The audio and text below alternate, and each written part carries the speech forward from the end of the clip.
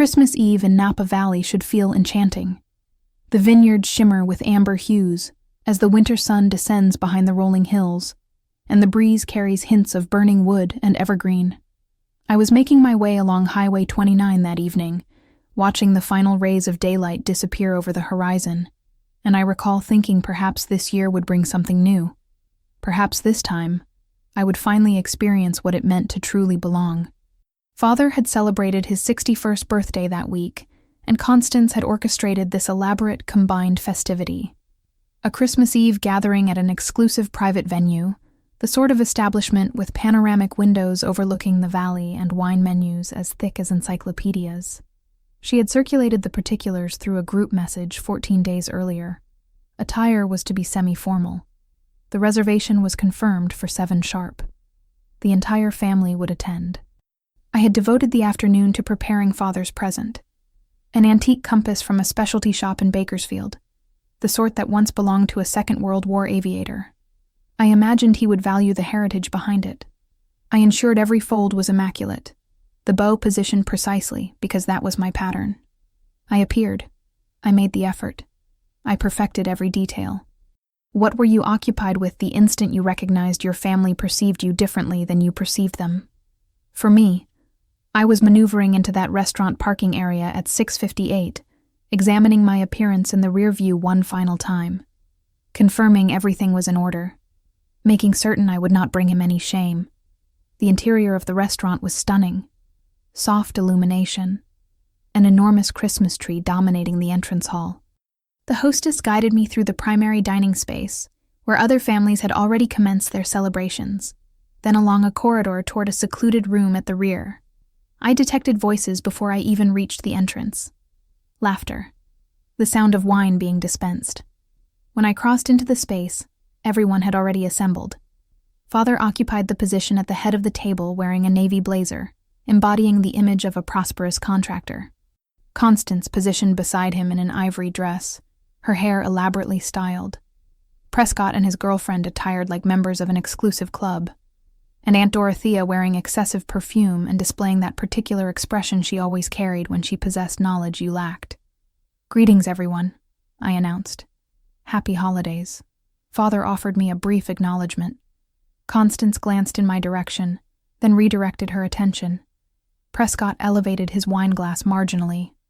Aunt Dorothea remarked, "Oh, Sloane, you actually came," as though she had been wagering on whether I would appear at all.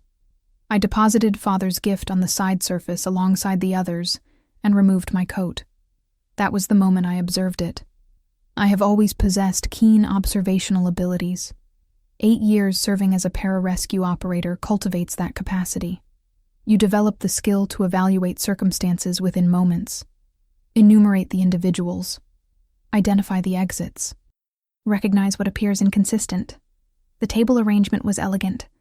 Pristine white linens, tall tapered candles, crystal stemware, porcelain dishes with gilded edges. I commenced counting automatically. 1, 2, 3, 4, 5, 6. 6 place arrangements. Then I enumerated the individuals present. Father, Constance, Prescott, his girlfriend, Aunt Dorothea, myself. 6 individuals, 6 place arrangements, except the arrangements were not evenly distributed. They were clustered together at the distant end. At the end nearest to where I remained standing, there was nothing. Simply bare table. Simply unmarked white cloth. A void existed where my arrangement should have been. I remained stationary, clutching my handbag, studying that vacant expanse, and I experienced something frigid establishing itself within my chest. Perhaps they had overlooked it. Perhaps someone would recognize the error and remedy it. But nobody uttered a word. Instead, everyone commenced moving toward the table as though this situation were entirely ordinary. Father withdrew Constance's chair for her. Prescott seated himself alongside his girlfriend. Aunt Dorothea settled into position and reached for the wine. I maintained my position, still gripping my handbag, still attempting to comprehend what was transpiring. Nobody acknowledged me. Nobody recognized that I was standing there without anywhere to sit. Eventually, Father caught my gaze, and he smiled. Not a perplexed smile, not a regretful smile. A smile that communicated he understood precisely what he was orchestrating. He gestured toward the table, at the 6 occupied positions, and then he pronounced it, audibly enough for everyone to register. Oops, appears we miscalculated. Seating is reserved for family members. The words struck like a physical blow. Then Aunt Dorothea laughed, a sharp, brittle sound that sliced through the comfortable atmosphere. Prescott smirked and examined his napkin. Constance did not laugh, but I detected that subtle upturn at the edge of her mouth. Satisfaction. I remained there in the center of that gorgeous room, and something within me became extremely still. I have navigated circumstances where my survival depended on maintaining composure. I have rendered decisions while individuals screamed and hemorrhaged around me. The initial lesson they impart in pararescue is this: do not respond emotionally. Evaluate the circumstances, formulate your decision, implement your strategy. So I did not weep. I did not shout. I did not plead for clarification. I simply observed Father. This man I had invested 32 years attempting to satisfy. This man whose mortgage I had co-guaranteed utilizing my veteran entitlements. This man who was supposed to be my father. And I stated, very softly, apparently I am not family. Nobody stirred. Nobody spoke. Nobody apologized. Father simply maintained that diminutive, gratified smile. I retrieved my coat, rotated, and departed. I traversed the primary dining area where other families were celebrating in unity. I passed the hostess who wished me pleasant holidays. I emerged into the frigid December atmosphere and entered my vehicle. My hands were trembling as I gripped the steering wheel. Not from sorrow, not from disbelief, from clarity. I remained there with the engine operating and the heating system producing cold air. Through my rearview mirror, I could observe the restaurant radiating behind me. I could perceive the windows of that private chamber, silhouettes moving around the table. Father at the head, commanding attention. My family. Except, I was no longer family. He had established that unmistakably. I withdrew my phone. I had invested 8 years mastering how to maintain composure when everything was disintegrating. How to execute a strategy and rescue individuals who could not rescue themselves. But I had also acquired something additional. Occasionally, the most powerful action you can take is to cease rescuing individuals who have demonstrated they do not desire your presence. I initiated 3 telephone calls. The first was to Vivian Caldwell at USAA. She responded on the second ring despite it being Christmas Eve. I maintained my voice steady and professional, and conveyed exactly what I required. The second call was to Fletcher Donnelly, the restaurant's general manager. I had researched his name on their website weeks prior. He was a former Marine Corps member. I sensed he would comprehend. The third call was to Margot Ashford, my attorney. She did not respond, so I recorded a voicemail. Brief and precise. Each call required fewer than 5 minutes combined. When I concluded, I positioned my phone in the cup holder and exited the parking area. I did not glance back at the restaurant. I did not weep. I simply drove. And 30 minutes subsequently, everything transformed. I acquired the capacity for resilience before I even understood what resilience signified. My birth mother passed when I was 16. Ovarian cancer. It consumed her across 11 months from diagnosis to memorial service. I observed her diminish in that hospital bed at home, and Father did not manage it well. He immersed himself in his occupation, remained at construction sites until 9 or 10 in the evening, returned home carrying the scent of sawdust and exhaustion. So I managed everything else. I administered Mother's medications. I learned the technique for replacing her IV bags. I sat beside her during sleepless nights, and read to her from books she once read to me during my childhood. After she passed, it was simply Father and me in that silent house. He refused to discuss her, refused to display photographs, refused to process the grief, so he simply secured it somewhere beyond my perception, and I learned to replicate the same behavior. I enlisted in the Air Force 2 weeks following my 18th birthday. Father was not enthusiastic about the concept, but I needed to escape. I needed to pursue something that felt more substantial than that vacant house and the burden of everything we never expressed to each other. Following basic training, I submitted my application for pararescue. Most individuals are unfamiliar with pararescue. When I inform them I served in the Air Force, they envision me maintaining aircraft or occupying a desk. They do not envision me leaping from helicopters, or advancing into combat zones or extracting wounded soldiers from burning vehicles. Pararescue constitutes special operations. We enter when everyone else is attempting to exit. Our motto is, that others may live. The training sequence spans nearly 2 years. It is engineered to fracture you. They want to identify who can persist when every fiber of your being is demanding you surrender. I remember the water confidence exercises. They would bind your hands behind your back and submerge you in a pool, and you would need to remain composed while you descended to the bottom. The initial time they subjected me to it, I believed I would drown. My lungs burned. My vision darkened at the periphery. Every instinct commanded me to thrash and struggle, but I did not. I remained motionless. I allowed myself to sink. I counted to 10, and then I propelled myself from the bottom with my feet. When I surfaced, the instructor simply nodded. "Good," he stated. "You maintained composure. That is what preserves your life."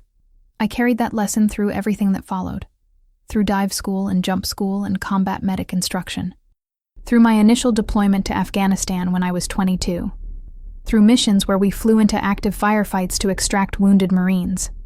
There was one operation I still dream about. We received notification that a convoy had struck an IED outside Helmand province.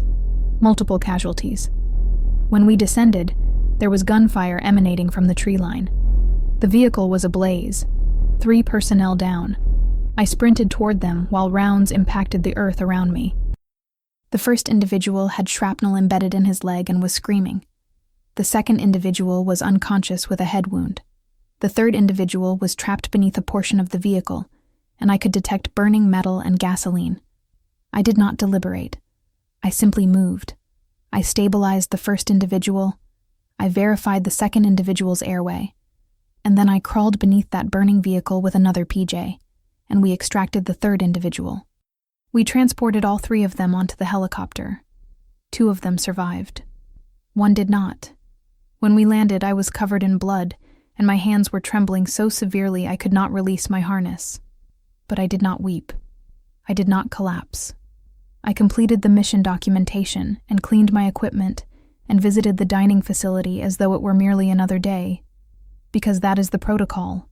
You maintain composure. You execute your duties. You continue advancing. I completed 4 deployments across 6 years. I preserved my mental clarity when everyone surrounding me was losing theirs. I became precisely what the Air Force had developed me to be: resilient, dependable, unbreakable. And each time I returned home on leave, Father would observe me with something resembling pride and say, "You are performing well, kid. You are tough. You can manage anything." He stated it when I returned from my initial deployment and could not sleep through the night. He stated it when I returned from my second deployment with a shoulder injury that still aches during rainy weather. He stated it when I returned from my third deployment and my closest friend did not return at all. "You are so resilient," he would say. "You do not require anyone caring for you." And I accepted his words. I believed being resilient meant I did not require assistance. I believed being capable meant I did not merit comfort. When I separated after 8 years, I was 26 with no understanding of my identity outside the uniform. I secured employment performing logistics work. I rented an apartment in Bakersfield. I maintained everything in my existence organized and controlled. Father had married Constance by then. She had been a real estate agent who sold him an investment property, and they had developed a connection. She brought Prescott with her when she relocated. He was 19, employed part-time in retail, still determining what he wanted to pursue in life. Constance discussed him, as though he were constructed of crystal. My boy this, my darling that. She worried about him perpetually. Nobody worried about me. When I would visit for holidays, Constance would inquire if Prescott required anything. Additional food, a warmer jacket, assistance with his car payment. She would fuss over him, ensure he was comfortable. When she addressed me, it was different. "How is work? You appear exhausted. You should really consider settling down." And Father would say, "She is fine. She can take care of herself. She has always been the resilient one," as though it were a compliment, as though it explained why I consumed Thanksgiving dinner alone in my apartment 3 consecutive years. I began to recognize the pattern. Each time something difficult occurred, each time I required support, or simply someone to acknowledge that circumstances were challenging, I would hear the identical response. "You are so resilient. You will overcome this. You always do." It became a barrier they concealed behind, a justification for not appearing for me. When my relationship with another veteran disintegrated, Father simply shrugged and said, "You will find someone else. You are tough. You do not need anybody." When I underwent surgery on my shoulder and had to take 3 weeks away from work, Constance sent a text message. "Hope you recover soon." Father did not visit, did not call, simply assumed I would manage because that was my perpetual pattern. When I informed them I was struggling with nightmares and contemplating seeking a therapist, Constance said, "Oh, honey, you simply need to stay occupied." And Father said, "You have survived worse. You will shake it off." The message was unmistakable. My resilience meant I did not merit their attention. My competence meant I did not need their affection. So I ceased requesting it. I ceased informing them when circumstances were difficult. I ceased expecting them to appear. And then 2 years ago, Father required something from me. He wanted to purchase a larger residence, something in a superior neighborhood with a view of the vineyards. But he did not possess sufficient savings for a down payment, and his credit rating was compromised following some business complications during the recession. That was when Constance suggested utilizing my veteran benefits.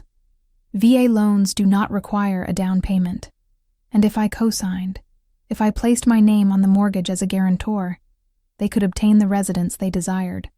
Father called me on a Sunday afternoon. He did not inquire how I was doing. He proceeded directly to the matter. "I need a favor," he said. Then he explained the situation. He made it sound simple, easy, just a signature on some documentation, just me helping out my family. I should have declined. I should have posed questions. I should have protected myself the way I had been trained to protect others. But I did not, because somewhere deep down, I was still that 16-year-old girl sitting beside her dying mother's bedside, trying so hard to be sufficient, resilient enough, worthy enough. So I agreed. I signed the paperwork. I placed my name on a mortgage for a residence I would never inhabit. I utilized the benefits I had earned by risking my life in war zones to purchase my father and his new family their dream home. And Father embraced me when the transaction closed. He actually embraced me, which he almost never did. And he said, "I am proud of you, kid. You really came through." For approximately 5 minutes, I felt like I mattered. Then the moment passed. They relocated into the new residence. Constance decorated it exactly as she desired. Prescott received the largest guest room, and I received a text message every few months inquiring when I was going to visit, as though I were some distant relative instead of the individual who had made it all possible. I was resilient. I was capable. I was useful when they required something, but I was not family. I simply did not recognize it yet. Not truly. Not until I stood in that restaurant and counted those seats and heard my father utter those words. "Seating is reserved for family members." That was when I finally comprehended. My resilience had not protected me. It had granted them permission to wound me. And sitting in my vehicle that Christmas Eve, hands still trembling, phone warm in my palm following those 3 deliberate telephone calls, I realized something additional. I had invested my entire adult existence rescuing people. Perhaps it was time to rescue myself. It was spring of 2018 when Father initially mentioned wanting to relocate. He and Constance had been married for approximately a year, and she had been discussing finding something larger, something with more space, something that reflected their life together, instead of the residence where Father had lived with my mother all those years ago. I understood that. I genuinely did. The old residence contained ghosts. My mother's garden in the back that nobody tended anymore. The kitchen where she used to prepare Sunday dinners. The bedroom where she passed. I could not fault Father for desiring a fresh beginning. But residences in California are not inexpensive, especially not in Napa County where Constance wanted to be. Close to the wineries, good schools for when Prescott determined what he wanted to pursue. The sort of neighborhood where people drove luxury vehicles and maintained landscaped yards. Father's business was performing adequately, but not exceptionally. He had experienced some difficult years during the recession, and his credit had suffered. He possessed some savings, but nowhere near sufficient for a 20% down payment on the sort of residence Constance was examining. That was when she conceived the idea. They invited me over for dinner on a Sunday in April. It was just the three of us. Prescott was working that evening. Constance prepared pot roast and mashed potatoes, and we sat at the old dining table that used to belong to my mother. "We need to discuss something with you," Father said after we had finished eating. He had that tone in his voice, the one that indicated he was about to request something. Constance interjected before he could continue. "We have been looking at residences," she said. "There is this beautiful property in St. Helena. 4 bedrooms, 3 baths, a view of the vineyards. It is perfect for us." "That is wonderful," I said. I was happy for them. I meant it. "The thing is," Father said, "we are having some difficulty with the financing. The down payment is higher than we anticipated, and with the way my credit is currently, the interest rates they are offering are not ideal." Constance reached across the table and placed her hand on mine. "That is where you come in, honey. You have those veteran benefits. The VA loan program. We were thinking if you could co-sign with us, we could avoid the down payment entirely and get a much better rate." I withdrew my hand slowly. "You want me to co-sign on your mortgage?" "Just on paper," Constance said quickly. "You would not have to pay anything. We would handle all the monthly payments. We just need your name on the loan to qualify for the VA benefits." Father leaned forward. "It would really help us out, kid. And it is not like it costs you anything. Just a signature." I should have declined right then. I should have explained that placing my name on a mortgage was not just a signature. It was a legal commitment. It was my credit on the line. It was my benefit being utilized for someone else's dream. But I observed Father sitting there in the residence where my mother passed, and I thought about how difficult the last few years had been for him. And I thought about how perhaps this was my opportunity to be the daughter he could be proud of. Not just the resilient one. Not just the one who could manage things, but the one who came through when it mattered. So I said, okay. The process required approximately 2 months. I had to provide all my military records, proof of service, and discharge papers. I had to sit through meetings with the loan officer at the bank, a woman named Vivian Caldwell, who worked for USAA. She was thorough and professional, and she explained everything to me very carefully. "You understand that as a co-signer, you are equally responsible for this loan," she said. "If the primary borrowers default, the lender can pursue you for the full amount." "I understand," I said. "And you are using your VA loan benefit, which means you will not be able to use it again for your own home purchase until this loan is paid off or refinanced without your name on it." "I know," I said. She observed me for an extended moment. "This is a significant commitment, Sloan.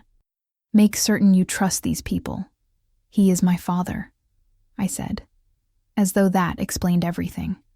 The residence they chose was beautiful. I will acknowledge that. It was a craftsman-style home on 2 acres with oak trees and a long driveway. The kitchen had granite countertops and stainless steel appliances. There was a master suite with a walk-in closet larger than my entire apartment. The backyard had a built-in barbecue and a pergola and sufficient space to host gatherings. The purchase price was $475,000. With the VA loan, Father and Constance did not have to put down a single penny. They just had to demonstrate they could make the monthly payments, which came out to around $2,800 a month with property taxes and insurance included. I accompanied them to the closing in June. We sat around a large conference table at the title company and signed document after document after document. Father signed. Constance signed. And then they pushed the stack toward me. "Sign here," the title officer said, pointing to the highlighted lines. And here. And here. My hand hesitated over the first signature line. For just a moment, I experienced something twist in my stomach. A warning, perhaps. A voice that said this was not right. But then Father looked at me and smiled. "Thanks for doing this, kid. It means a lot." So I signed. I signed my name 17 times that day. On the promissory note. On the deed of trust. On the VA loan guarantee. On documents that made me legally responsible for nearly $500,000 of debt for a residence I would never inhabit. When it was done, the title officer handed Father the keys. "Congratulations," she said. "You are homeowners." Constance actually became emotional. She embraced Father and then she embraced me and said, "Thank you so much, Sloan. We could not have done this without you. You are such a blessing to this family." Father shook my hand. "I am proud of you," he said. "You really came through." And for those few minutes standing in that title company office, I felt like I mattered. Like I was part of something. Like I belonged. They moved in 2 weeks later. I helped them pack up the old residence, carried boxes, and loaded the truck Father rented. Constance directed everything like a general, telling us where each piece of furniture should go in the new place. Prescott got the largest guest bedroom. It had its own bathroom and a view of the vineyard.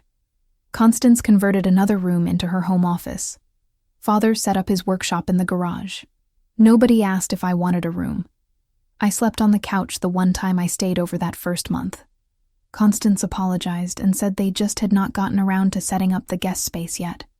Maybe next time. There was not a next time. The first few months, they were grateful. Constance would call every couple weeks to update me on the residence. They had painted the living room. They had planted roses out front.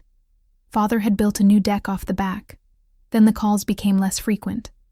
Once a month, then every other month, then just on holidays. The mortgage payments came out of their account automatically.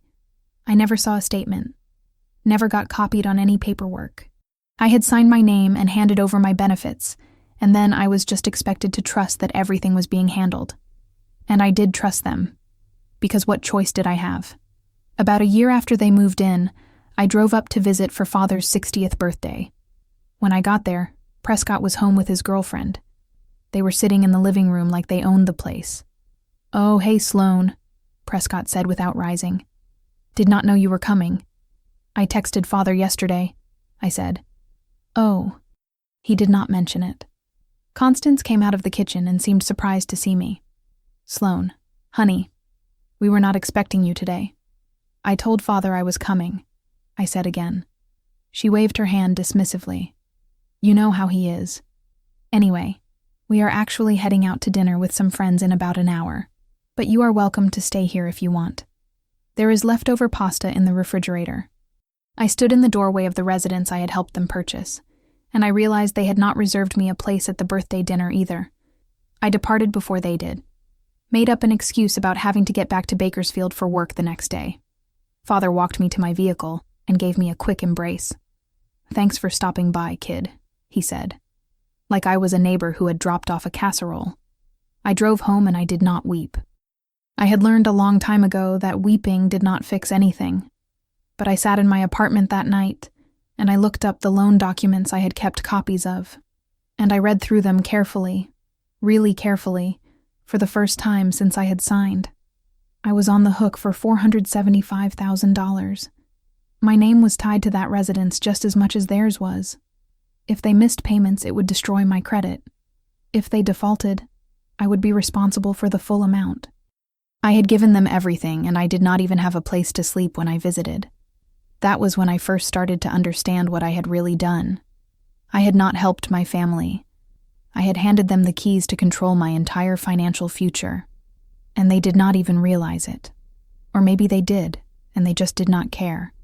Either way, I was trapped, bound to them by a piece of paper I had signed in good faith, by benefits I had earned with my own blood and sacrifice, by the belief that family was supposed to mean something. I kept that loan paperwork in a folder in my desk drawer. I did not look at it often. It hurt too much. But 2 years later, sitting in my vehicle outside that restaurant on Christmas Eve, I pulled up the documents on my phone. I read through them again while my hands shook and my breath fogged the windows. And I finally understood what Vivian had been trying to tell me that day at the bank. Make certain you trust these people. I had trusted them with everything, and they had just told me I was not family. After they moved into the new residence, things changed. Not all at once.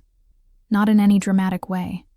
Just small things that added up over time until I looked around one day and realized I did not recognize my own family anymore. Constance had always been involved in Father's life, but after the move, she became the center of everything. She planned the dinners. She decided which holidays we would celebrate and how. She managed the social calendar and the household budget and every detail of their daily routine. And Father let her. Maybe he was tired of making decisions after all those years on his own. Maybe he liked having someone take charge.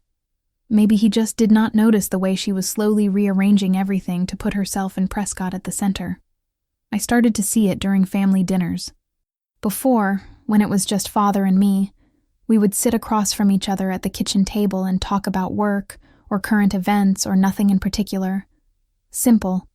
Easy. Now, dinners were productions. Constance would set the table with cloth napkins and good dishes. She would plan elaborate meals and assign everyone tasks, and she would orchestrate the conversation like a director. "Prescott, tell everyone about your new job," she would say. And Prescott would talk about his sales position at some tech startup, and Constance would beam at him like he had just won a Nobel Prize. Father would nod along and say things like, "That is great, son. You are really making something of yourself." Son. He called Prescott son. When the conversation turned to me, it was different. Constance would ask polite questions about my logistics job, but her eyes would already be moving past me to the next topic. Father would ask if I was still doing that, and I would say yes, and he would nod, and that would be the end of it. Nobody asked if I was happy. Nobody asked what I was working toward. Nobody seemed particularly interested in my existence beyond the basic facts. But Prescott, everything Prescott did was worthy of celebration and discussion and careful attention. He got a new vehicle, and they threw him a little party. He got a promotion to senior sales associate, and Constance posted about it on Facebook, with 3 paragraphs about how proud she was. He started dating his girlfriend seriously, and they were invited to every family event, like they were already married. Meanwhile, I had gotten a commendation at work for streamlining our supply chain process and saved the company over $100,000. I mentioned it once at dinner. Father said, "That is nice." And then Constance asked Prescott to pass the potatoes. I told myself it did not matter. I told myself I did not need their validation. I was 32 years old, and I had survived war zones. I did not need my father to tell me I was doing a good job, but it still hurt. The first time I realized I was being deliberately excluded was Thanksgiving of 2023. Constance sent out a group text in early November, asking everyone to save the date. Big family dinner at their place. Everyone is welcome. I responded right away saying I would be there and asking what I could bring. She never answered my text. 2 weeks before Thanksgiving, I texted again. "Hey, just confirming for the 23rd. Do you still want me to bring a dessert?" "Oh, honey," Constance wrote back. "We actually decided to keep it small this year. Just immediate family. Maybe next time." I stared at that message for a long time. Immediate family. I had co-signed their mortgage. I had made their residence possible.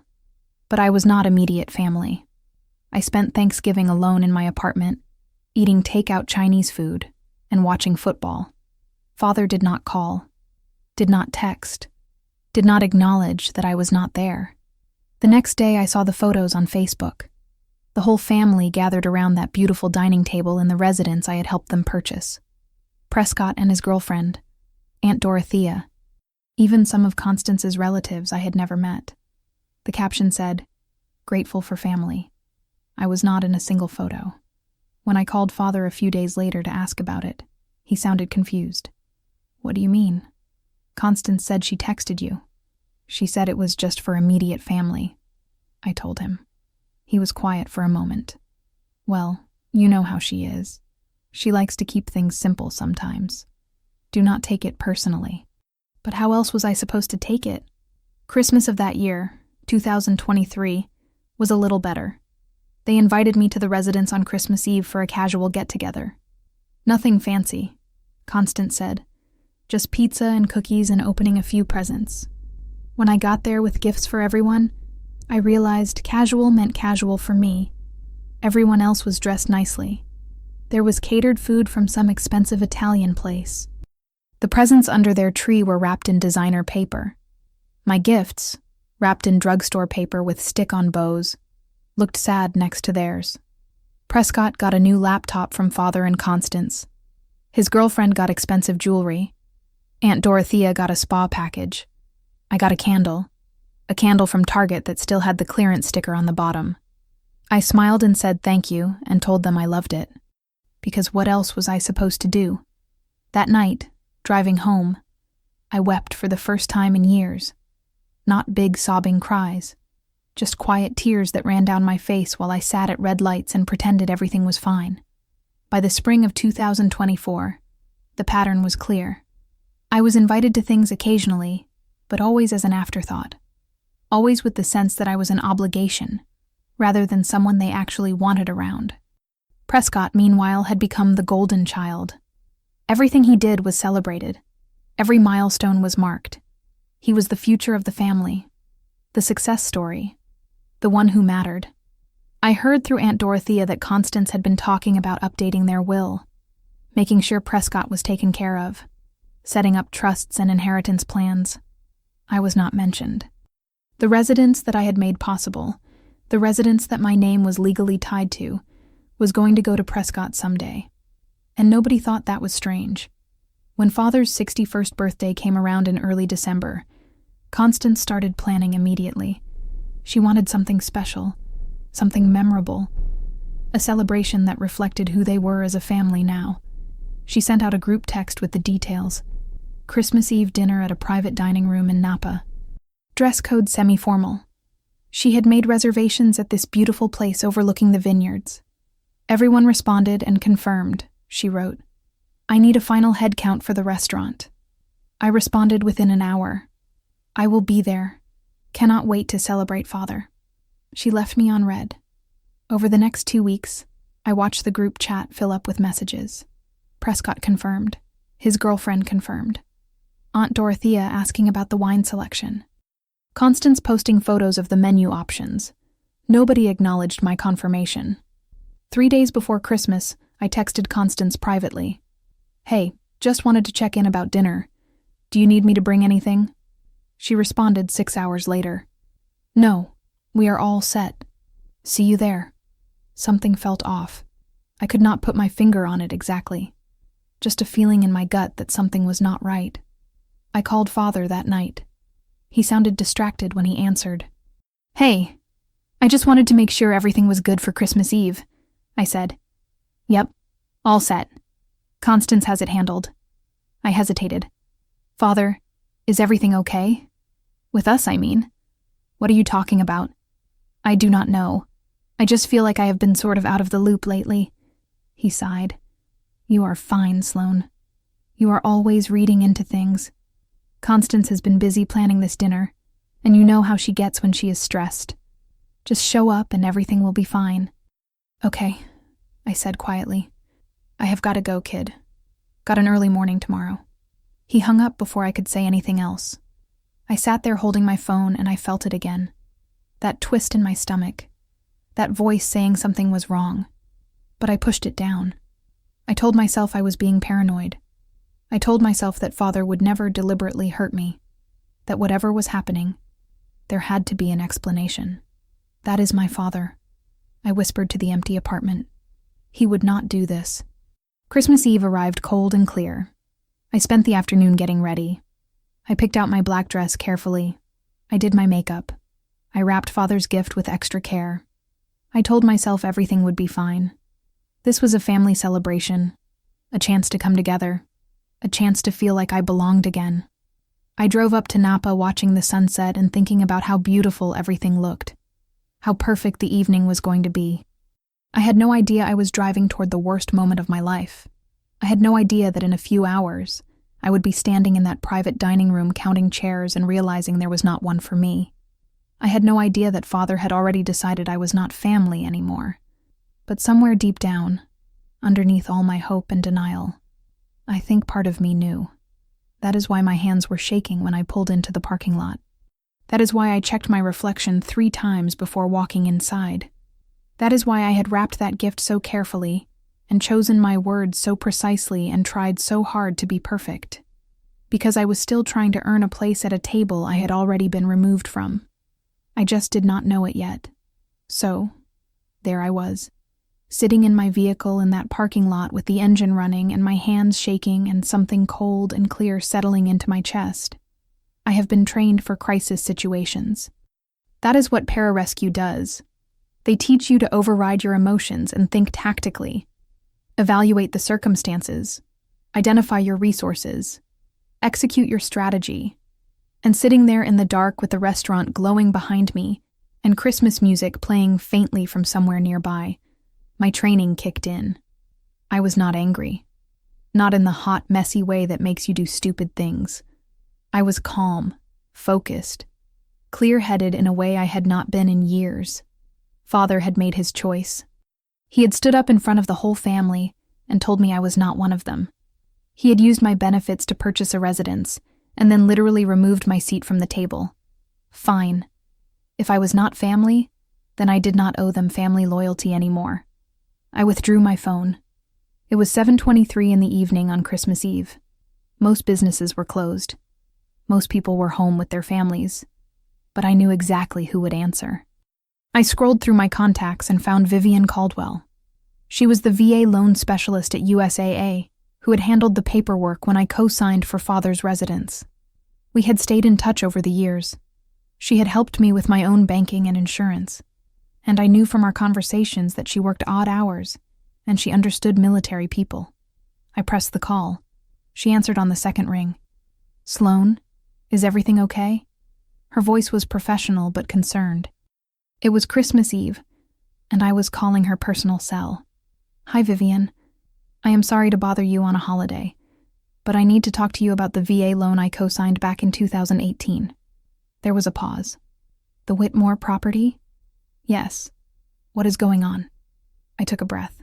I need to know what my options are. For removing myself from the loan or adjusting the authorization. Another pause. Longer this time. "Are you somewhere safe? Do you need immediate assistance?" "I am fine," I said. "I am just sitting in my vehicle. But something happened tonight, and I need to understand my legal position." "Okay." She shifted into professional mode. "Talk me through what you are thinking." "The loan is in my name as a guarantor using my VA benefits," I said. "That means I have certain rights regarding the account." "Correct?" "Correct. You are listed as a co-borrower with full access to the loan account.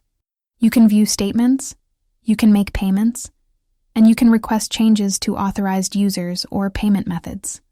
What about credit cards? If I am an authorized user on their accounts, can I remove myself?" "Absolutely.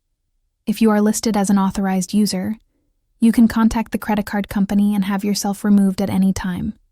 No permission needed from the primary cardholder. And if I am the one who authorized certain charges, I can revoke that authorization."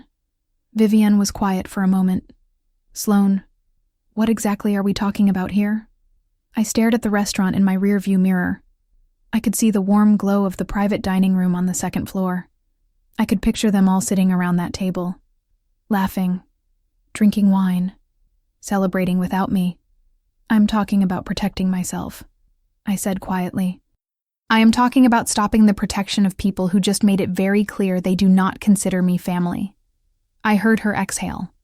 "If you are listed as an authorized payer, or if you have guaranteed certain services, yes, you can revoke that authorization. It is your legal right.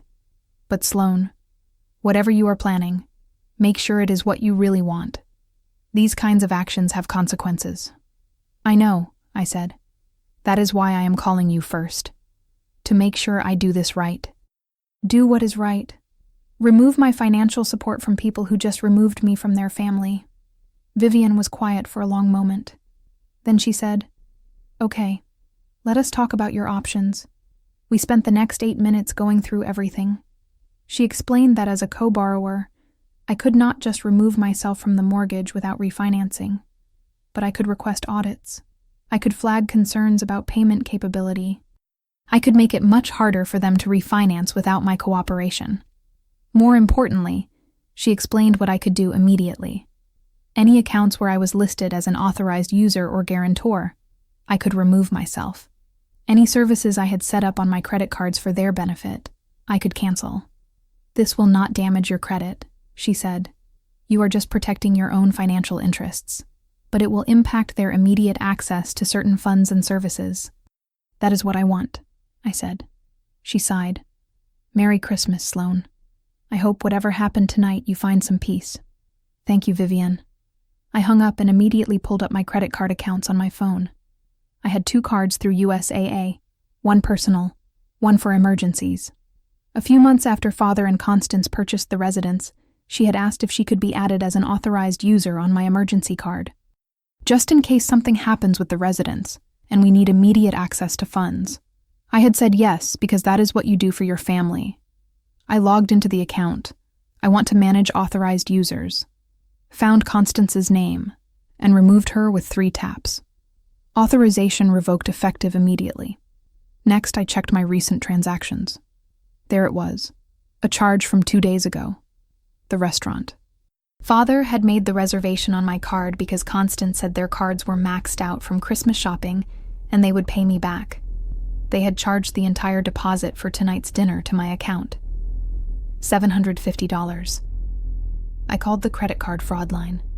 It rang twice before a representative answered. USAA Fraud Prevention. How can I help you? Hi. I need to report an unauthorized charge and change the primary payment method on a reservation. I can help you with that. Can I have your account number? I gave her the information. She pulled up my account and I heard her typing. I see a charge here from 2 days ago for $750 to a restaurant in Napa County. Is that the charge in question? Yes. That charge was made by an authorized user I have just removed from my account. I need to dispute it, and I need to contact the restaurant to let them know the payment method on file is no longer valid. I can process the dispute, the representative said, but you will need to contact the restaurant directly about changing payment information. Can you give me the contact number?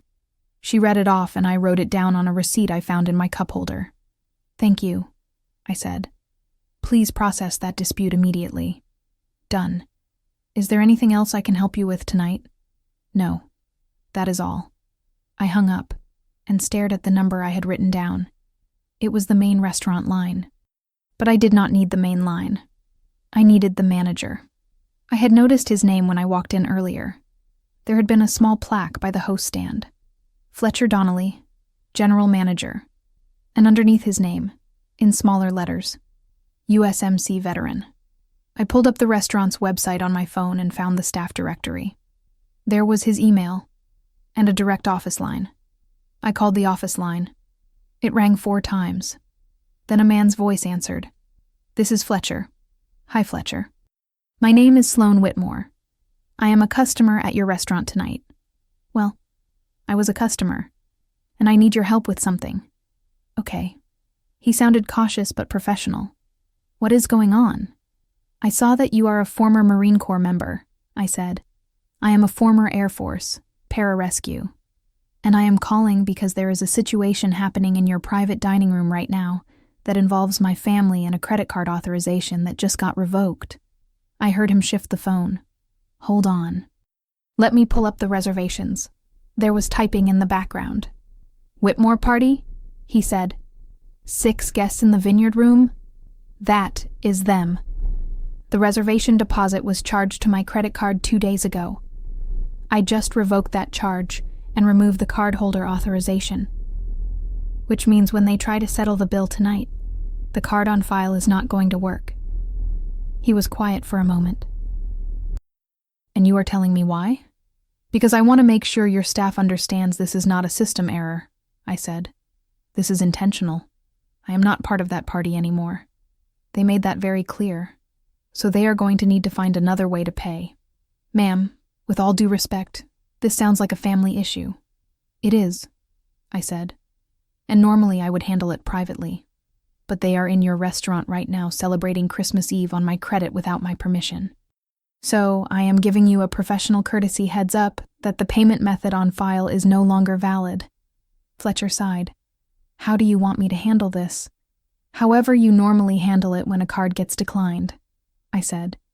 I am not asking you to embarrass them or make a scene. Just follow your standard procedures. When the bill comes and the card does not work, they will need to provide alternate payment. Understood. He paused. Can I ask what happened?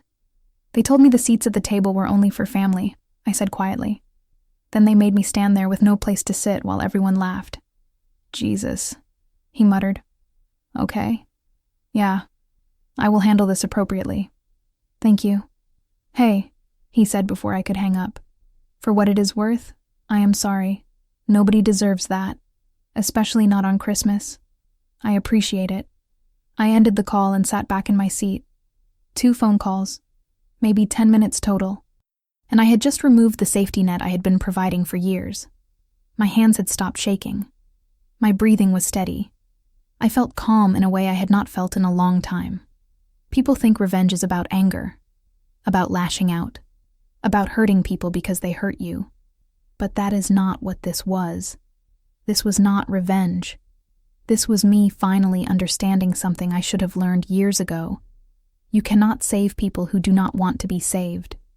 And you cannot protect people who have already decided you are not worth protecting. For 8 years, I had jumped out of helicopters to rescue strangers. I had put my life on the line for people I did not know. I had earned the right to use my benefits to build a life for myself. Instead, I had given those benefits away to people who used them and then threw me away. Not anymore. I looked at the time on my phone. 7:41. I had been in the parking lot for 18 minutes.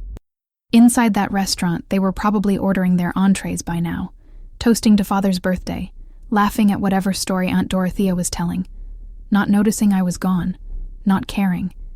In about an hour, maybe less, they would ask for the check, and that is when everything would change. I started my vehicle and pulled out of the parking lot. I did not look back at the restaurant. I did not feel guilty. I did not second-guess myself. I drove back toward Bakersfield with the windows cracked and cold December air rushing in and Christmas music on the radio, and I felt free.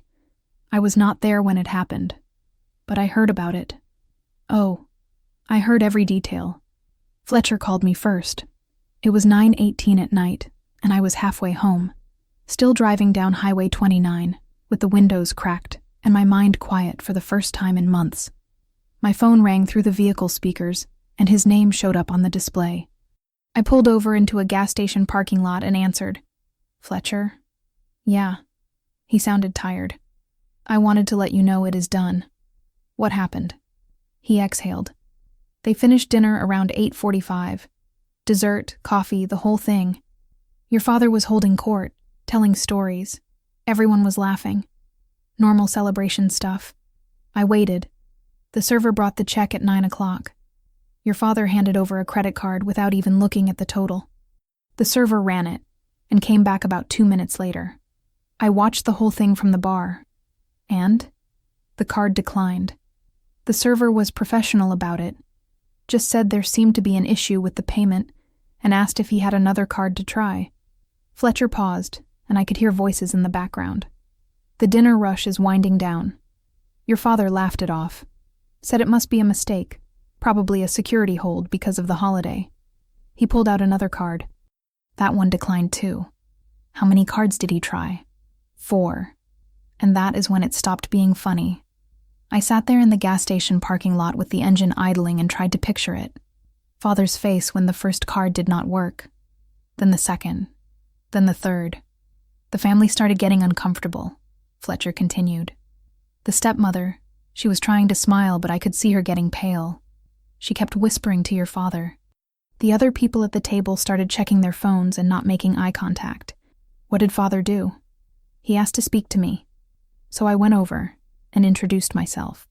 He was trying to be calm, but I could tell he was rattled. He said there must be something wrong with our card reader. that his credit was excellent and all his accounts were in good standing. What did you tell him? I told him our system was working fine and that we had run the cards multiple times. I said sometimes banks flag large purchases on holidays as potential fraud and suggested he call his credit card company to authorize the charges. Fletcher paused. He did not like that. He got that look, you know? That look guys get when they are used to being in charge, and suddenly they are not. Yeah, I said quietly. I know that look. So he stepped away from the table to make some calls. Left everyone else sitting there. The stepmother tried to make conversation, but nobody was really responding. It got awkward fast. I pressed my forehead against the steering wheel. How long did this go on? About 20 minutes total. He came back from his phone calls looking worse. Apparently, the credit card companies confirmed the cards were declined due to insufficient funds or authorization issues. He tried to argue with them, but there was nothing they could do on Christmas Eve. Oh, God. Yeah. So then he asked if we took checks. I said we did, but we would need to see ID and verify funds. He wrote a check. We ran it through our verification system. Let me guess. Insufficient funds. At that point, ma'am, I am not going to lie. Your father lost it a little. Not yelling, but that cold, angry thing. He asked to speak to the owner. I explained the owner was not available on Christmas Eve. He threatened to leave a bad review. I stayed professional. I closed my eyes. What happened next? The stepmother started going through her purse. Found a card we had not tried yet. We ran it. That one went through for about half the bill, still short by 200 or so. Finally, the aunt, the older lady, pulled out her card and covered the rest. But by then, everyone at that table knew something was very wrong. Fletcher's voice softened. The whole dining room knew. People were watching, whispering. Your father was sweating. The stepmother was on the verge of tears. The son looked like he wanted to disappear. It was not a good scene. Thank you for calling me, I said. Yeah. He hesitated. Look, I do not know the full story, and it is not my business, but I have seen a lot of family drama in this job. And whatever he did to you, I hope this helped. It did, I said. More than you know. After we hung up, I sat there for a long time. I should have felt guilty. I should have felt bad about ruining Father's birthday celebration, about embarrassing him in front of the family. But I did not. All I felt was tired and relieved, and something else I could not quite name. The texts started coming in around 9:30. The first one was from Constance. Sloan, we need to talk. Call me immediately. I deleted it without responding. 5 minutes later, another one. This is serious. Your father's cards are not working and we do not understand what is happening. We need you to explain what you did. I stared at that one for a moment. We need you to explain. Now we are worried about you. Not okay. Just accusations and demands. I deleted that one too. Then Prescott texted. Dude, what the hell? You really screwed up tonight. Father is furious. I almost laughed. Dude. He had never called me that before. Never texted me at all unless Constance made him. Now suddenly I was a dude and he was mad on Father's behalf. Delete. Aunt Dorothea was next. I always knew you were selfish, but this is a new low. Your father gave you everything and this is how you repay him? You should be ashamed. That one stung a little. Not because she was right, but because I realized she actually believed it. She actually thought Father had given me everything. She had no idea what I had given up for him. Delete. The calls started after that. Constance first. I let it go to voicemail. She left a 2-minute message that I could hear was recorded in the vehicle. Her voice was high and stressed, and I could hear Father in the background saying something I could not make out. Sloan, I do not know what you think you are accomplishing, but you have humiliated your father on his birthday in front of his entire family. His credit cards are not working. The bank is saying something about authorization changes, and you are the only one with access to those accounts. You need to fix this right now. Call me back immediately. I did not. Father called 3 times in a row. I watched his name flash on my screen and I felt nothing. No guilt, no fear, No desperate need to answer and fix things and make it all okay. Just nothing. On the third call, he left a voicemail. His voice was tight, controlled, but I could hear the anger underneath. Sloan, I do not know what you did tonight, but you need to undo it. I have got the credit card companies telling me that authorized users have been removed and payment methods have been changed. That is you. You are the only one who could have done that. I do not know why you left dinner early, and frankly, I do not care. But you do not get to sabotage me because your feelings are hurt. Call me back and fix this. Tonight, I saved that voicemail. I do not know why. Maybe because I wanted proof.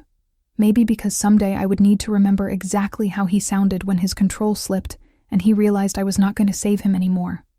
By 10 o'clock, my phone had 17 missed calls and 23 text messages. I turned it off. I stopped at a drive-thru and got a burger and fries, sat in the parking lot and ate slowly while Christmas music played through the restaurant's outdoor speakers. The food was mediocre, and the parking lot was mostly empty, and it was one of the most peaceful meals I had had in years. When I got home to my apartment in Bakersfield, it was almost 11. I turned my phone back on just long enough to check if there were any emergencies, any real problems, anything that actually mattered. There were not. Just more texts demanding I call back. More voicemails with varying degrees of anger and guilt tripping. More attempts to make me feel responsible for the consequences of my own boundaries. I took a shower, put on comfortable clothes, made a cup of tea, sat on my couch in the dark with just the Christmas tree lights I'd put up in the corner. My phone buzzed one more time. I almost did not look, but I did. It was from Father. Sent at 11:42. I know you are getting these messages. I know you are ignoring us. Fine. But you need to understand something. What you did tonight has consequences. Real consequences. We will talk about this after Christmas, but trust me, this conversation is happening. You do not just get to walk away. I read it twice. And then I realized something. He still did not understand. Even after everything. Even after standing there and telling me I was not family. Even after I removed myself from the financial support I had been providing for years. He still thought he had power over me. He still thought I owed him something. He still thought I would come back. I typed out a response. Keep it simple. The conversation already happened. You made it very clear tonight that I am not family, so I stopped acting like I was. That is all. I hit send before I could second-guess myself. 3 dots appeared immediately. He was typing. Then they disappeared. Then they appeared again. Finally, a message came through. You are overreacting. It was a joke. There was not enough space at the table, so Constance had to make adjustments. Do not be so sensitive. A joke. 2 years of being pushed aside. 2 Thanksgivings alone. A Christmas spent unwrapping a clearance candle while Prescott got a laptop. Being removed from family decisions and treated like an obligation. And the moment it mattered, the moment I was literally left without a seat, it was a joke. I started typing a long response. Everything I had wanted to say for years. How I had felt. What I had sacrificed. Why does it hurt? Then I deleted it all. Because he did not deserve my explanation. He did not deserve my pain laid out neatly for him to dismiss or minimize or turn back on me. Instead, I wrote 1 sentence. I am not laughing. I turned my phone off completely after that. Plugged it in across the room so I would not be tempted to check it. And I sat there in the dark with my tea and my Christmas tree lights and the silence that felt like freedom. Somewhere in Napa, Father was probably still trying to figure out what had gone wrong. Still trying to regain control of a situation that had already slipped through his fingers. Still believing that eventually I would apologize and fix everything and go back to being the strong, reliable, convenient daughter who asked for nothing and gave him everything. But that was not going to happen. Because for the first time in my entire life, I had done something he could not dismiss or ignore or explain away. I had let him face the consequences of his own choices. And I had walked away. I found out later what happened after they left the restaurant. Aunt Dorothea told me, actually. Months afterward, when she finally called to apologize. She described it in detail, almost like she needed me to know, like she needed to confess. They had arranged for a car service to pick them up at 9:30. Some luxury sedan Constance had booked weeks in advance, part of the whole perfect Christmas Eve plan. But by the time they settled the bill and gathered their coats and walked outside into the cold December air, it was after 10. And the car was gone. Father called the service, got a recording saying their offices were closed for the holiday. He tried the driver's cell number that Constance had saved. Straight to voicemail. Turns out I had canceled that too. I had forgotten I had even set it up. Constance had asked me 6 months earlier if she could book services through my premium membership account because it got better rates. I had said yes, because that is what I always did. I had called them from the parking lot and removed the authorization while Father was still reading the menu. So there they stood, 6 people in semi-formal clothing outside a restaurant in Napa County on Christmas Eve, with no ride home. Aunt Dorothea said Constance started crying. Not big dramatic sobs, just quiet tears running down her face while she scrolled through her phone trying to find an Uber or Lyft. But it was Christmas Eve in wine country. Every driver was booked or off-duty or charging surge prices that made Father's jaw clench. Prescott offered to call a regular taxi. Father snapped at him that taxis do not just wait around in Napa on Christmas Eve. They stood there for almost 20 minutes arguing about what to do. Finally, Aunt Dorothea said she would drive them. Her vehicle was parked 2 blocks away at her hotel, but it was a compact sedan, and there were 6 of them plus Prescott's girlfriend. They had to make 2 trips. Father and Constance went first, because Father refused to wait. Aunt Dorothea said the drive to their residence was silent, except for Constance sniffling, and Father staring out the window with his jaw clenched so tight she could see the muscles jumping. When they got to the residence, the one I had helped them purchase, Father got out without saying thank you. Constance whispered something apologetic and scurried after him. Aunt Dorothea drove back to get Prescott and his girlfriend and the leftover wine bottles they had bought as gifts. That trip was awkward too. Prescott kept texting on his phone, and his girlfriend kept asking if everything was okay, and Aunt Dorothea just wanted to get home to her hotel and pretend the whole night had not happened. She told me all these months later with shame in her voice. "I did not know," she said.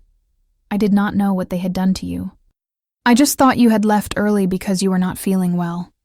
While they were making those uncomfortable drives through the dark, I was sitting in a 24-hour diner off Highway 99 in Bakersfield. I stopped there on impulse around midnight, not because I was hungry, just because I did not want to go home yet. I did not want to be alone in my apartment with my thoughts and my turned-off phone and the weight of what I had done. The diner was mostly empty. A couple of truckers at the counter, a tired-looking waitress refilling coffee, Christmas music playing low through old speakers. I slid into a booth by the window and ordered decaf coffee and a slice of pie I did not really want. The waitress brought it with a sympathetic smile. "Working on Christmas Eve?" "Something like that," I said. She nodded like she understood, and left me alone. I sat there with my coffee and my pie, and I watched the parking lot through the window. Vehicles coming and going. People stopping for gas or bathrooms or late-night food on their way to somewhere else. Normal people doing normal things. And I realized I felt calm. Really calm. The kind of calm I used to feel after a mission when everything had gone according to plan, and everyone made it home safe. I was not celebrating. I was not gloating. I was not imagining Father's face when the cards declined, or Constance crying in the vehicle or any of it. I was just sitting in a diner eating mediocre pie and feeling okay. My phone was still off in my purse. I knew when I turned it back on there would be more messages, more anger, more demands that I explain myself and fix what I had broken and apologize for having boundaries. But that was a problem for tomorrow. Tonight, I was just a woman sitting alone in a diner on Christmas Eve, and for the first time in years, I did not feel small about it. I thought about all the Christmases I had tried so hard, all the gifts carefully chosen and perfectly wrapped, all the times I had driven up to Napa, hoping this would be the year they saw me, really saw me, all the times I had sat at their table feeling like I was taking up space I had not earned. And now here I was in a booth at a truck stop diner with nobody expecting anything from me and nowhere I was supposed to be. It should have felt lonely, but it did not. The waitress came by to refill my coffee. "You doing okay, hun?" "Yeah," I said. "I think I am." She smiled. "That is good. Merry Christmas." "Merry Christmas." I left her a $20 tip on a $7 check and drove home. My apartment was dark and quiet when I got there. I had left the Christmas tree lights on and they were still twinkling in the corner. I had decorated the tree by myself a few weeks earlier. Nothing fancy, just lights and a few ornaments I had collected over the years. Nobody had come to see it. Nobody had commented on it. It was just for me. I made another cup of tea and sat on my couch in the dark, and I thought about the contrast.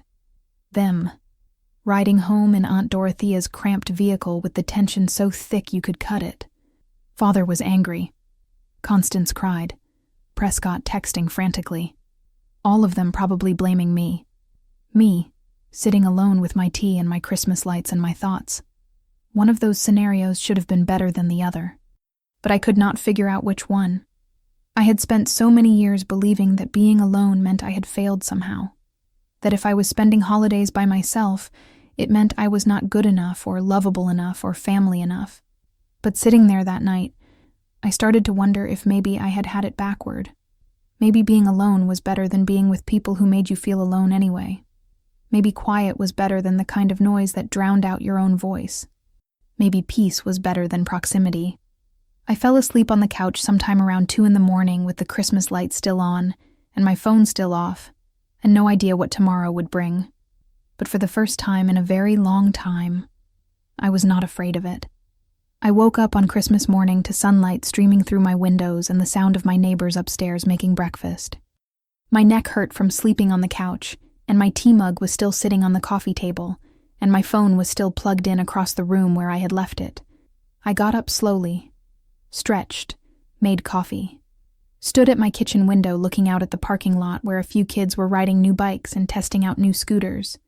Normal Christmas morning stuff. I thought about turning on my phone.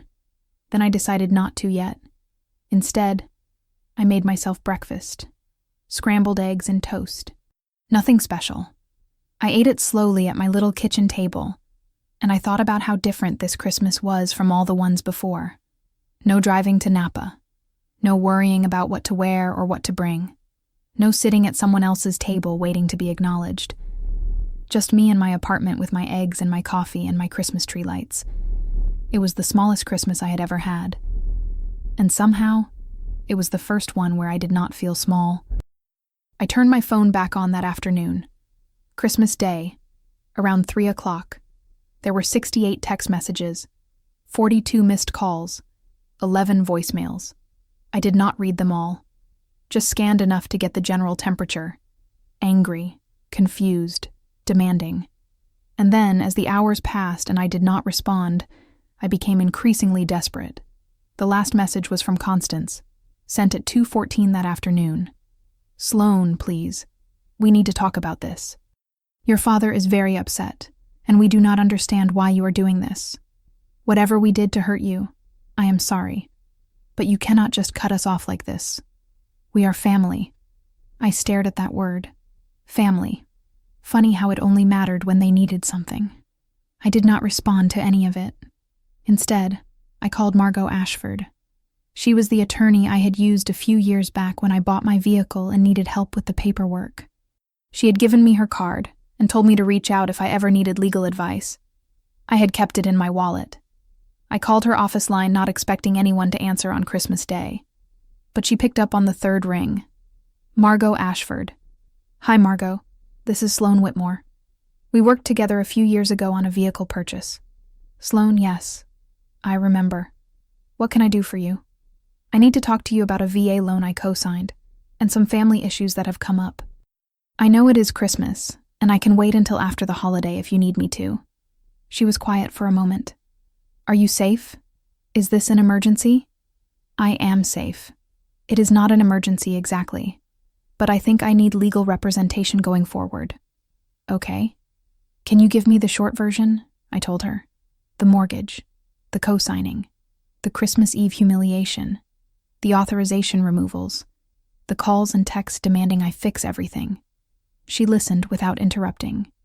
When I finished, she said, "First things first. Do not respond to any communication from your father or stepmother directly. Everything goes through me from now on. Understood? Understood. Second, you did nothing illegal. Removing yourself as an authorized user is your right. Revoking payment authorizations on your own accounts is your right. They can be angry about it, but they cannot compel you to maintain financial support. That is what I thought, but I wanted to make sure.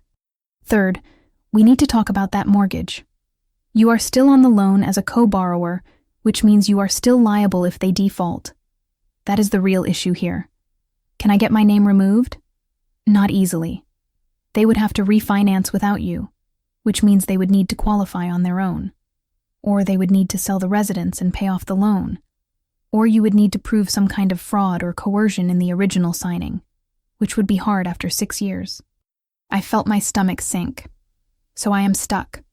You are tied to them financially, yes. But that does not mean you are stuck in other ways. You can set boundaries. You can refuse to provide additional support. You can protect your other assets and income. And if they try to pressure you or harass you, we can get legal orders to stop that. I want to protect myself, I said. However, we need to do that. Good. I am going to send you a retainer agreement. Once you sign it, I become your attorney of record. All communication about this matter goes through me. Your family can contact me if they want, but they do not get to contact you anymore unless you explicitly consent. Thank you. And Sloan? She paused. I do not know your whole story, and you do not have to tell me everything right now. But based on what you have said, you are doing the right thing. Setting boundaries is not cruel. It is self-preservation. I had not realized how much I needed to hear that until she said it. The retainer agreement came through that evening. I signed it electronically and sent it back. By the next morning, I had an email from Margot with a template response I could send to anyone who contacted me. It was simple and professional. All matters regarding my financial relationship with Warren and Constance Whitmore are being handled by my attorney, Margot Ashford. Please direct all communication to her office. I copied and pasted it into a text message and sent it to Father, Constance, Prescott, and Aunt Dorothea. Then I blocked their numbers. Not out of anger, not out of spite. Just because I needed space and silence and the ability to think without my phone buzzing every 15 minutes with guilt trips and accusations. The next few days were quiet. Suspiciously quiet. I went back to work the day after Christmas. My coworkers asked how my holiday was, and I said it was fine, and they did not press. I focused on inventory reports and shipping schedules, and all the normal boring details of my job that suddenly felt like a relief. Then on December 28th, Margot called. "Your father tried to refinance the mortgage," she said without preamble. "He was denied." "Why?" "A couple of reasons. One, his credit took a hit after those declined cards on Christmas Eve. Late payments, over-limit notices, that kind of thing shows up fast. Two, without you as a co-borrower, he does not qualify for the same loan terms. His income alone is not enough to cover the monthly payment on a conventional mortgage for a residence that size. What does that mean? It means he is stuck, too. He cannot get you off the loan without refinancing. He cannot refinance without you, or without significantly more income. And he cannot sell the residence without your signature, because you are on the deed." I closed my eyes. So we are both trapped. In a sense. But here's the thing. He needs you more than you need him. You are not living in that residence. You are not depending on it for shelter. The mortgage is being paid from their accounts, not yours. As long as they keep making payments, this does not hurt you. And if they stop making payments, then the lender comes after both of you. Your credit gets destroyed along with theirs. But given that your father just tried to refinance, I am guessing he is very motivated to keep making those payments. She was right. The payments kept coming. Automatically withdrawn from father's account on the first of every month like clockwork. But other things started to happen. Constance's realtor license lapsed. I heard about it through Aunt Dorothea before I blocked her. Apparently, Constance had some continuing education requirements she had missed, and some fees she had not paid. Small things that added up. Father's business started having problems too. Nothing catastrophic. Just the kind of slow decline that happens when someone is distracted and stressed and not paying attention to details. Clients who went with other contractors. Projects that came in over budget. Small mistakes that cost money. I heard about it in pieces. Through people we both knew. Through Facebook posts I saw before I unfollowed everyone. Through the grapevine in ways I could not quite block even when I tried. And I felt nothing about it. No satisfaction. No guilt. Just a kind of distant acknowledgement that consequences exist and people face them. Margot fielded a few attempts at contact. Father called her office twice demanding to speak to me. She told him politely that I was not taking calls, and all communication needed to go through her. He sent a letter. Actual physical mail to my apartment. Margot advised me not to open it. I gave it to her unopened, and she sent back a response on legal letterhead reiterating the boundaries. Constance tried to friend me on a new Facebook account under a slightly different name. I declined and increased my privacy settings. Prescott sent me a LinkedIn message. "Hey, can we talk? This is getting out of hand." I did not respond. Aunt Dorothea left a voicemail on my work phone somehow. I do not know how she got the number. The message was long and rambling about family and forgiveness, and how I was tearing everyone apart. I deleted it and asked IT to block external calls to my extension. Every attempt they made to reach me just reinforced what I already knew. They did not want to apologize. They did not want to understand. They did not want to repair anything. They just wanted me to come back and fix the problems my absence had created. And I was not going to do that. Margot told me something in early January that stuck with me. "Silence is the boundary they cannot cross," she said. "They can send letters. They can leave messages. They can complain to mutual friends. But if you do not respond, if you do not engage, they have no power." "Is that cruel?" I asked. "Just cutting them off completely? Is it cruel to protect yourself from people who hurt you?" I did not answer. She continued. "Look, I have been doing family law for 20 years. I have seen every kind of dysfunction you can imagine. And I have learned that the people who scream the loudest about family loyalty are usually the ones who violate it the most. They want you back because you are useful, not because they love you. How do you know the difference? Because if they loved you, they would have noticed you were gone before their credit card stopped working." That hit harder than I expected. I sat with that for a long time after we hung up. All those years I had spent trying to prove I was worth loving, worth keeping, worth a seat at the table, and they had only noticed I was valuable when I stopped giving them access to my value. That is not love. That is not family. That is just using someone. And I was done being used. By mid-January, the calls and messages had mostly stopped. Either they had given up, or Margot had scared them off, or they had just moved on to their next crisis.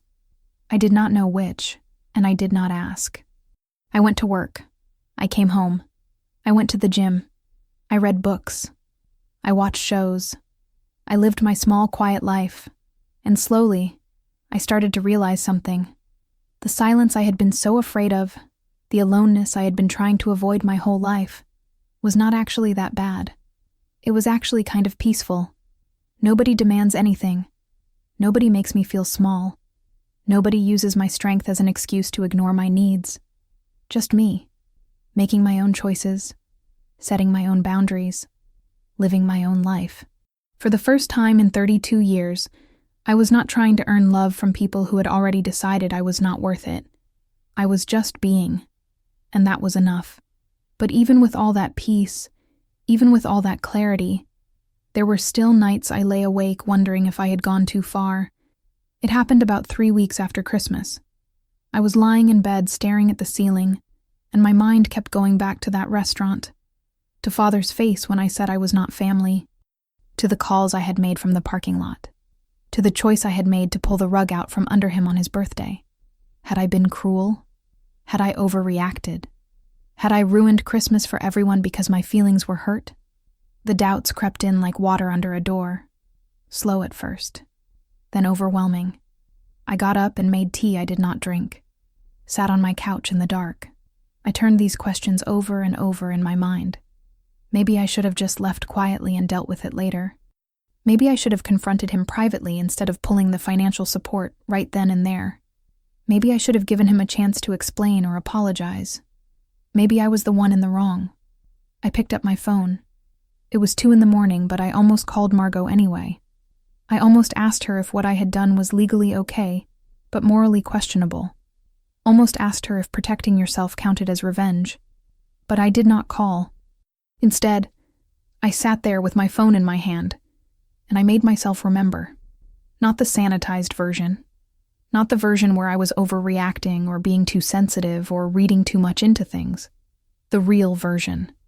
I closed my eyes and put myself back in that private dining room. I saw the table again, the white cloth, the candles, the 6-place settings arranged carefully at one end. I saw myself walking in, smiling, trying to belong. I saw myself counting the chairs and realizing there was not one for me. I felt it again. That moment of confusion. That split second where I thought maybe it was a mistake. Maybe someone would notice. Maybe someone would fix it. And then Father's voice. Clear as anything. Seating is reserved for family members. Not said in private. Not whispered as an explanation. Said out loud for everyone to hear. And the laughter. Aunt Dorothea's sharp cackle. Prescott's smirk. Constance's satisfied smile. I remembered standing there with my purse on my shoulder and my carefully wrapped gift in my hands and nowhere to sit. I remembered the feeling of being erased. Of being told I did not belong in the family I had sacrificed for. And I realized something sitting there in my dark apartment at 2 a.m. I did not ruin Christmas. They did. I did not make that seating arrangement. I did not choose to humiliate someone in front of their entire family. I did not decide that someone who had co-signed a mortgage and given up their VA benefits was not worth a chair. I did not do any of that. All I did was stop protecting them from the consequences of their own choices. Because here is what I had been doing for years without realizing it. Every time Father made a decision that hurt me, I absorbed it. Every time Constance excluded me, I made excuses for her. Every time Prescott got preferential treatment, I told myself it was fine. I took the hit. I swallowed the pain. I kept showing up and trying and hoping that eventually they would see me. And what did that get me? It got me removed from Thanksgiving dinner. It got me a clearance candle for Christmas. It got me standing alone at a table with no seat while everyone laughed. My protection did not make them treat me better. It just made it easier for them to treat me worse. So when I pulled that protection, when I stopped absorbing the damage, they finally had to face what they had done. And they did not like it. Not because they felt bad about hurting me, but because it was inconvenient for them. That is not my fault. That is not my cruelty. That is just cause and effect. I got up from the couch and went to my desk, pulled out the folder where I kept all the paperwork from the residence purchase, the VA loan documents, the mortgage agreement, the authorization forms I had signed. I looked through them again, really looked. My signature was on 17 different pages. 17 times I had put my name on the line for people who could not even save me a seat at dinner. And nowhere in any of these documents did it say I owed them unconditional financial support, regardless of how they treated me. Nowhere did it say that co-signing a mortgage meant accepting emotional abuse. Nowhere did it say that being strong meant I was not allowed to have boundaries. I had been operating under rules that did not exist. Rules they had made up. Rules that only applied to me. You are so resilient. You can handle anything. You do not need anybody. Those were not compliments. They were excuses. Excuses not to show up for me. Not to protect me. Not to love me the way I had been loving them. And I had believed those excuses for so long, I had forgotten I had a choice. But I did have a choice. I always had a choice. I chose to sign those documents because I believed family meant something. I chose to keep showing up because I believed eventually I would be seen. I chose to absorb the hurt because I believed that is what strong people do. And then on Christmas Eve, I chose something different. I chose to stop. Not because I wanted revenge. Not because I wanted to hurt them. But because staying in that pattern was killing something inside me. My dignity, my self-worth, my belief that I deserved better. And choosing to protect those things, choosing to set a boundary, choosing to say enough, that is not cruelty. That is survival. I put the paperwork back in the folder and closed it. The doubts were still there. Quieter now, but present. Maybe they would always be there. Maybe I would always wonder if I could have handled it differently. But wondering is not the same as regret. I went back to bed, and this time I fell asleep. When I woke up the next morning, the sun was streaming through my windows, and I felt lighter somehow, like I had put down something heavy I had been carrying for years without realizing it. The doubt would come back sometimes. I knew that. There would be moments when I would question myself, when I would wonder if I was the villain in someone else's version of this story. But I also knew this. I stood in that restaurant and counted those chairs, and heard those words, and felt that humiliation. And nobody who was not there, nobody who did not know what that felt like, got to tell me how I should have responded. Not Father. Not Constance. Not Aunt Dorothea or Prescott or anyone else who thought I should have just smiled and taken it and kept being the convenient daughter who asked for nothing and gave them everything. I did not owe them that. I did not owe anyone that.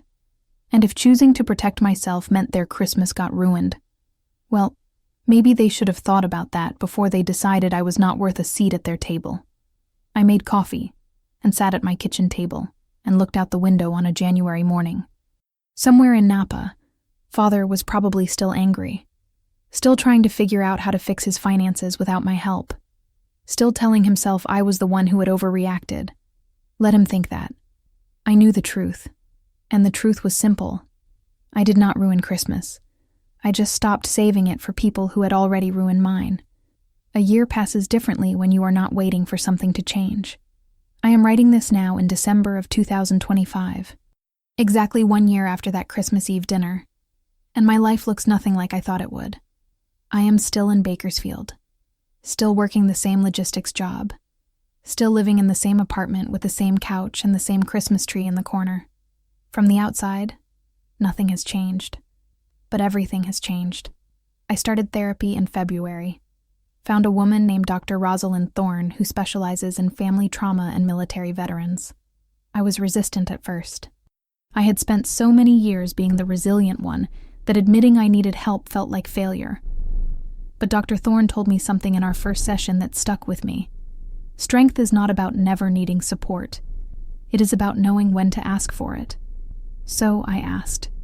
We talked about Mother dying when I was 16 and how I had learned to take care of everyone except myself.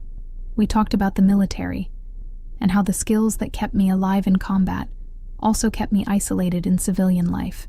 We talked about Father and Constance and that empty chair and all the years I had spent trying to earn love from people who had already decided I was not worth it. Slowly, over months, I started to heal. I reconnected with some of my military friends, people I had served with who understood what it meant to be resilient and still need somebody. We started meeting once a month for coffee. One of them, Declan Vance, had been on my team during my second deployment. One afternoon at a coffee shop in Clovis, he brought it up. "You remember telling me to stay calm when the ammunition started cooking off?" he said. "You grabbed my arm and you said, 'We do this together or we do not do it at all.' I remember. That stuck with me. And I realized after I got out that I had stopped living that way. I had started thinking I had to do everything alone. Me too," I said quietly. Declan and I started hiking together on weekends. Nothing romantic.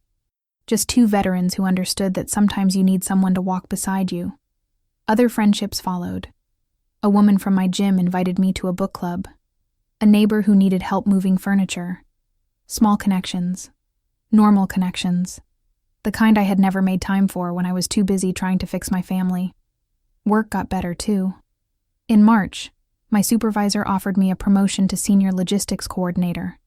Better pay, more responsibility, a team of my own to manage. I almost said no. Old habits. The voice in my head saying I did not deserve it. But then I thought about that empty chair, and I said yes. The mortgage is still there. My name is still on those documents. Father and Constance are still making the payments every month. Margot tells me that eventually they will either sell the residence or it will get settled through the estate. Either way, I will be free of it someday. Until then, it is just paperwork. A reminder of who I used to be and what I have learned since. I have not spoken to Father since Christmas Eve. Constance tried to reach out in April through a mutual acquaintance. Some story about how Father had been to the doctor, and they had found something concerning. I asked Margot to verify through public records if there was actually a medical issue. There was not. It was just another attempt to pull me back in. Another emergency that required me to set aside my boundaries and come running. I did not. Prescott got engaged in July. I saw it on Facebook before I finally deactivated my account. The family I had wanted to be part of was still going on without me. And I was okay with that. Better than okay, actually. In September, I volunteered with a veterans organization that helps former service members transition to civilian life. I met people who were struggling the way I had struggled, who felt lost and alone, and like all their resilience had to be a solo act. And I got to tell them what Dr. Thorne had told me. You do not have to do this alone. One woman, a former Army medic named Cordelia, broke down crying when I said that.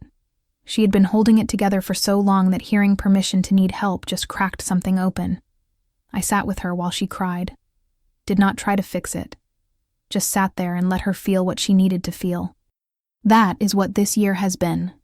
Making room. For therapy and friendship and work that matters and quiet Saturday mornings where I do not have to perform for anyone.